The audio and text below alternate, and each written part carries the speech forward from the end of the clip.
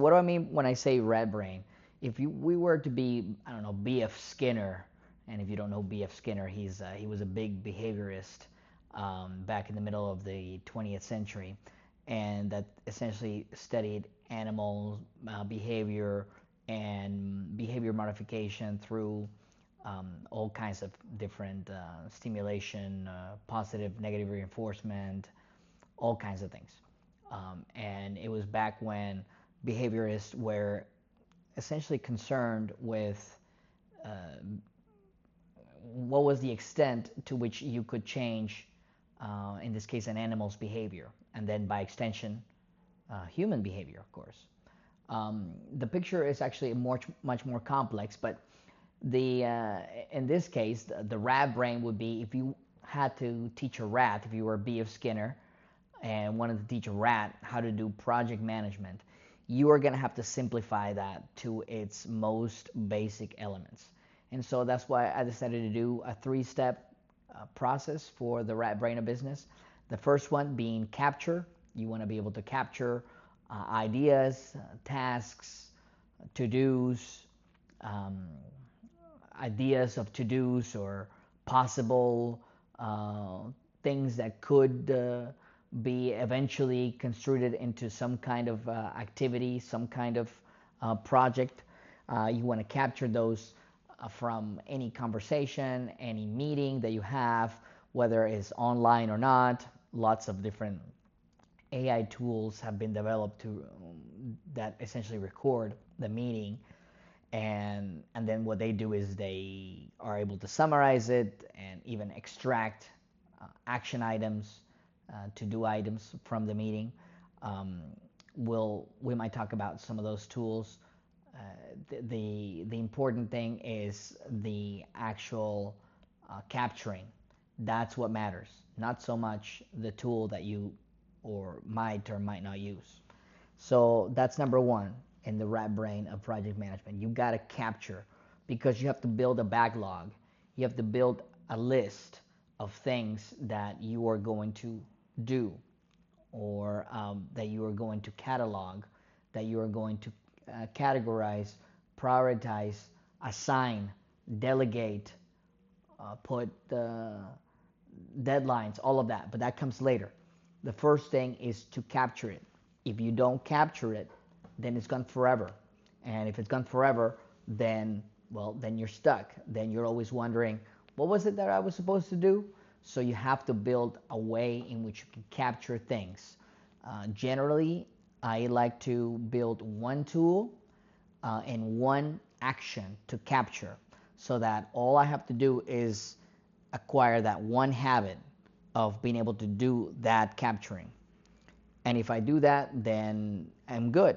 Now, if my capture workflow requires 2 to 3 different steps, different tools, different ways, chances are it's going to fail. So you want to really just get really clear depending on what you use. Lots of organizations use a combination of different platforms. Others are only in one environment, maybe in Microsoft or in Google only, or in some other platform, or in different ones. So take a look at your workflow, take a look at your tool stack, your tool deck, your tool chain, however you call it. I've heard it called all those ways. And figure out what will be the best way to capture, because that's the first step in the rat brain of project management. And the second step of the rat brain of project management would be the processing, the digestion part. And I say digestion because a rat would understand digestion if it's just intuitively. So it's all about grabbing what you captured, the list, your backlog of things, and they can be anything. They can be ideas, they can be brainstorm, hunches, they could be anything really. And it is in this second step that you are going to process, you're going to digest some of this. Why? And this has to be a separate time from the capture, because it requires maybe a slightly different mindset and also different levels of energy. A lot of people try to do step 1 and 2 all in one go. And although sometimes it's feasible because it's like a really simple thing, I just got to send this email out to this person. And so people just sometimes want to jump to the action part of it. I try not to do that because what you don't know is, how do you know that's what you're supposed to do that right now as opposed to some other time? And chances are most of us work in teams or work by ourselves, and we have many more things to do. We have many more things to do than the time to actually do them. So that's the reason why many times what I do is I like to capture it separately, and all I'm going to do is capture it. I'm not going to care about anything else. And then in this second step, what I'm going to do is I'm going to process it, because in processing, I'm going to do several things. For example, one of the things that you do when you process is you start to definitize, is this really a task that can be done in a day? If it's not something you could do in a day, hopefully in a few hours in a day, because chances are you're not working on a single task for the whole day. And even if you are, you're probably working on a project, and part of that is, well, you took a piece of what you were working on and then you worked on that day. Chances are you're not developing a project end to end in a day. And the reason that I make that distinction is because it is a very different thing. The things you can do in a single day versus the things that you have to do over weeks or months or more. And if you don't make that distinction, because you cannot action in a week's time, right? You can only action in the right now. Even if you had all the energy in the world, you can only action right now, and you're only going to get done what you're going to be able to get done today, in whatever span of time you have. But more than time is important. It's essential, and is the only non-renewable resource you can't save for later. It's the most scarce resource, or maybe it's kind of a evenly scarce, right? It's scarce for everyone in the same way. However, there's one that is even more scarce than that, and is your attention over that time, your focus. And we all know what that is. And when we're off, and we might be off and need coffee or a walk or whatever that might be. So chances are we're not able to stay focused for many minutes or hours, complete 100%. That's almost impossible. And I think there's a Chinese proverb who said that whoever can be focused on a single thing for 15 minutes will rule the kingdom or something. And there's something to be said for that, for sure. So attention and focus, very, very important. So since that is kind of a very finite, scarce resource, then you want to allocate it the best way possible. And so one of the ways in which you're going to do that is by processing the action items. You're going to be able to allocate that a little bit better, because it won't be whatever happens to come to mind, but you actually you've given it some thought.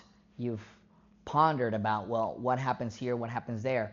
And just to digress to my previous point, is sometimes you realize that whatever you have, whatever you captured, is actually it's not something you can do in a day, but it's actually something that you have to break down into smaller pieces. So part of processing is you have to break things down into smaller pieces. Another thing of breaking things down is categorizing the action items. So sometimes it pays, if you're involved in multiple projects, as I am, I have to make sure that I don't over allocate resources to one project versus another. Depending on the project, depending on the stage of the project, depending on the urgency, the resources that may or may not be available for the project, I might give it a little more weight in my overall working time. But at the same time, it can't be just that. Also, it can't. It might even let you know, if you start categorizing, that actually you're forgetting to work on a project. You're putting it off for whatever reason, and then that can be an interesting feedback in realizing, okay, why am I putting this off? Why am I not working in these project or this particular project versus the others? Or maybe I'm working on one and one is sucking up a lot of time and energy, and so how do I solve that? How do I get maybe somebody else to help me? So I like categorizing. I categorize things by project, but then also I have subcategories of each project. So there are many things in projects that I work on that are admin related, but then there are other things that are marketing or development related, or sometimes they're production more innovation based related. And I keep track of all of that so that I can go back and if I really want to, I can build a pie chart and see out of all the activities in this project, am I mostly focusing on innovation? Am I mostly focused? Again, those are some advanced concepts, but you don't have to do all of that from the get-go. But you do need to set time aside after you've captured to go ahead and go through your backlog list and categorize, break down into smaller pieces, maybe set deadlines. That's another thing that I like to go through. I like to go through my whole list, and then I have a column for deadlines, and then start looking if the deadlines are matching what I'm trying to do. And then if I miss them, right? So in my dashboard, my personal dashboard, the dates change color if it's a date that already passed, right? That means I'm late. The date is bolded when it's today, so that I can see, okay, what are the things that I said I was going to do today, and then the dates look just regular text if they're kind of in the future, but I can still sort by date. So that's another thing I do. I assign a deadline. Now, part of this is you have to develop your own experience base on getting projects done, because one of the things that you're going to do is you're going to estimate how long things take. Now, if you're not necessarily involved in some of these decisions all the time, you might underestimate. Generally, you underestimate. Generally, people don't overestimate how long things take. People generally underestimate it. So, but you'll get you'll this will help you to get some real feedback on. Ooh, I said this was only going to take me 3 days. Actually, it took me 3 weeks. The general rule of thumb for entrepreneurs, for operators, for builders of all sorts, is that it always either costs twice as much and takes 4 times as long, or it costs 4 times as much and takes twice as long. Some people might even say, well, Gabe, it costs 4 times as much and it takes 4 times as long. Maybe that's a better way of thinking about it. And you're probably better off overestimating things than underestimating them, because you can always say, hey, wow, I'm surprised, I'm already done, that's great. That's a nice surprise, but not having enough time to do something, well, there's really no going back there. So that's another thing that I do. Another thing that I do in processing is delegation. I say, okay, so who can help me out with this? Or once I start breaking these down into, well, this piece, so and so can help me do this. So that's another thing that you should always be doing, building up your team. Who are the people that are helping you? You always need more people than you think helping you. So that's another thing. Not only does it cost more, not only does it take longer, but you're probably going to need more help than you think. So, but during the processing, you can find out some of these things. You also might do some thinking. I have a column in my dashboard on each item that I have the to do, on what is the next step, what is the next action.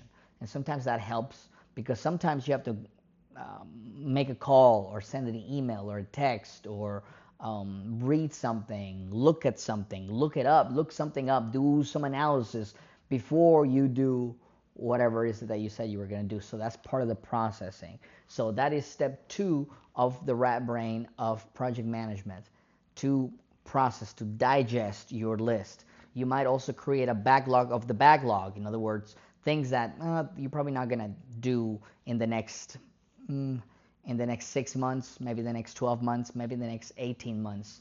and I have some of those backlogs built so that I realize, okay, I captured them. They're there. They're not gonna go away, because that's what you don't want. That's what step one is about: capturing, make sure you don't lose it. But then also you can be overwhelmed. You can have way too many things. As a matter of fact, part of this process should be you realize how little you can actually do, and that could be depressing. But at least it's real. You realize, wow, I thought I could do a lot more, but actually, it turns out I need a lot more help, or things take way longer than I thought, and all that. And again, that could be a little bit heartbreaking. However, it is important for you to know, the sooner the better, so you can start finding solutions on how to do more, how to accomplish what you're trying to do, which is what all of these videos, or a bunch of the videos at least that I'm doing, are all about. So that's step two. Now, step three of the rat brain of project management is the execution. Is now you're ready to go. Now you are actually going to action this. And the reason that I break it down into 3 steps is because the idea is not to do this in one step. Sometimes people get together and they start throwing things, ideas, and then something clicks, and then, okay, I'm going to jump, do it. No, don't do it. Is it in your list first? Did you capture it? 2, did you process it? 3, now you can action it. But if you do that in one step, chances are you're going to be actioning, spending time, money, and resources, spending energy, spending attention into something that maybe you shouldn't do, or you have to do second or third. And so the goal is that there are always going to be things that block you, always. So it's really important to have a list, because if you start attacking things in a certain priority, according to your life, according to where the stage of the project, however that might be, but then things are going to happen and you go, ooh, I have to wait for so and so. I can't do the next step. I can't. Well, that's okay. You can go to your next thing on the list.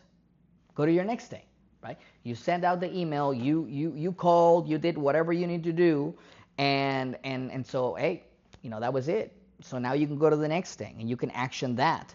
So that's the rat brain of project management. And it's 3 steps, and the idea is that they're separate, that they're another part. Now, there are some instances in which it's not terrible to go ahead and action something from, oh, you know what, we need to do X, Y, and Z. But generally, I do these like in work meetings. So I have 2 kinds of meetings. One is kind of a collaboration meeting, and the other is an alignment meeting. So I'll talk about that in another video. For now, this has been the rat brain of project management. I'm gonna make some images available, because I make some images available to this. And please comment, share what you think, what tools you use for some of these steps. If you'd like for me to delve a little deeper into the tools that I personally use, but I encourage you to take charge based on your workflow, based on where you have your data, based on how your team executes and what tools everybody's familiar with. You don't need to change tools. The tool is not the thing that's going to help you. The tool is just the leverage point to get some of these things done, and chances are you're going to have learning curves, you're going to have other things. So just because you change tools doesn't mean everything magically works. So if you're working on a project, if you're working on a business, and you think you might need help on any of these aspects, operationally, strategically, hooking up all your tools, making them work in the way that you need to, then give me a holler, send me a message, send me an email.